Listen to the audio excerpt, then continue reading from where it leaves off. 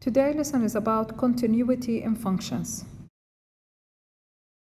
In general, a continuous function is a lovely function with a smooth path. There are no holes, no vertical asymptotes, and no jumping to a new path. Polynomials are famous functions to be always continuous, although sine, cosine, and tan, they are lovely functions. You see how the smooth path looks like there are no holes. Quick revision, we have three types of discontinuity. We start with the first one, which is the removable discontinuity.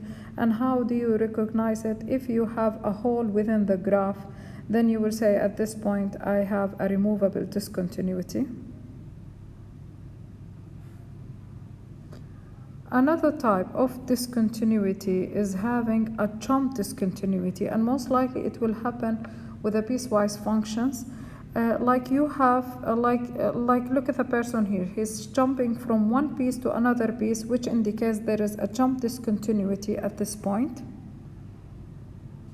The third type of discontinuity is when you have a forever problem, which is the vertical asymptote. And because it's a forever problem, forever means infinity, infinity discontinuity.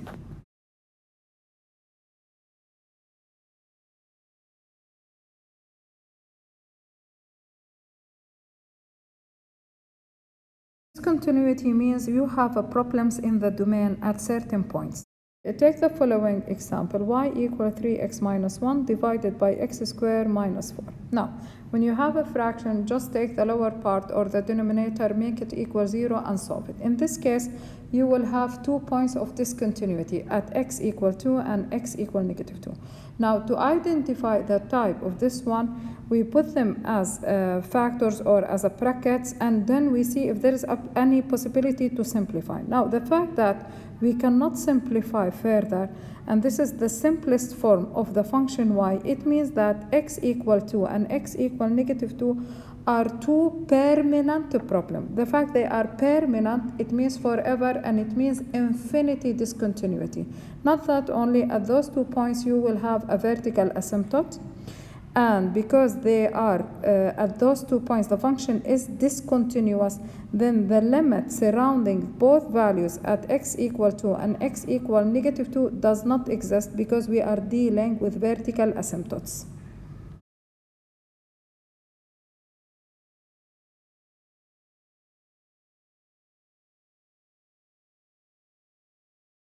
Important notes. Now, limit f of x as x goes to a, and there is a small plus, it means the limits from the right side of a. Now, limit f of x as x goes to a, and there is a small minus sign, it means from the left side. And limit f of x as x goes to a, it means from both sides, the limit left and right.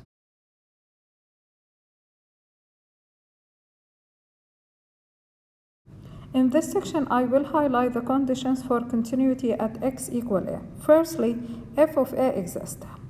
You have a graph and you can find the point a, f of a lies on this graph, or you have the graph passing through the point a and it means f of a equals 0, or you have a shaded circle either above a or below a indicating that this is f of a. Now, the second condition, the limit f of x as x goes to a from the right side will be f of a, as you can see in front of you. Thus, if you take the limit from the right side, you will reach the same point as f of a. Now, the last condition, the limit f of x as x goes to a from the left is equal f of a. And you can see when you take the limit from the left side, you will reach also f of a. Take the following piecewise function, f of x, and the question is asking you, is it continuous? Now, you need to notice that the segregation point is x equal 1. Thus, you will study the value at x equal 1 from the left and from the right, and exactly at x equal 1.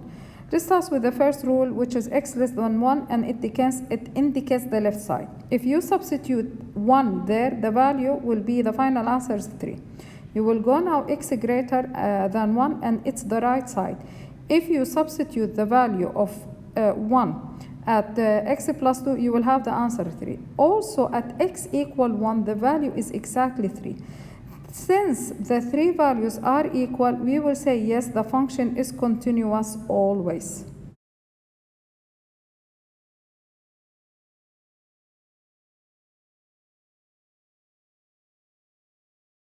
Now take the following function. He is asking about the limit. I will go and factor the lower part, and I will end up having x minus 3 divided by bracket x minus 3 times bracket x plus 3. Now I will notice that I have up and down the same value, which is x minus 3, thus I will remove it. Now if you continue solving the limit, you will have it as 1 over 6. Let me go back to the removed bracket, which is x minus 3. X minus 3 removed, it means that at x equal 3, I have a removable discontinuity.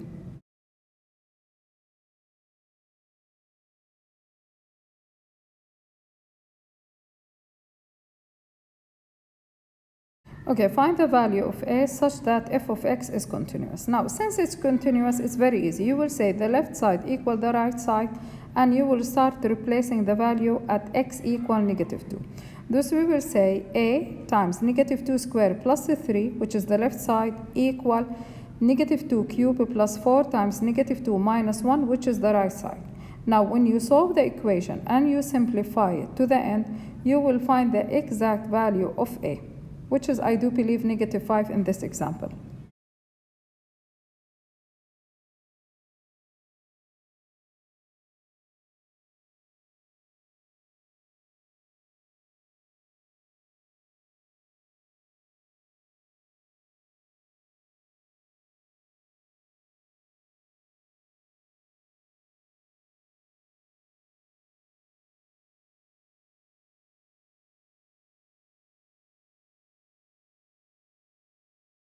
Again, find the value of p such that given f of x is always continuous. Now we will deal left equal right again, but we will substitute x equal 2 at this example.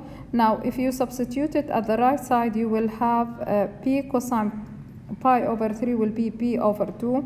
At the left side, it will be 2 times 2 cubed minus 5 times 2 plus 3, it will be 9.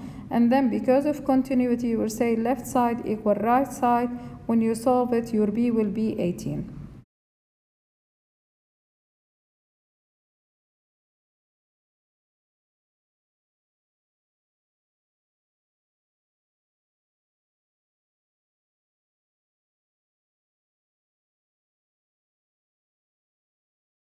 That was the end of the lesson. Thank you for watching.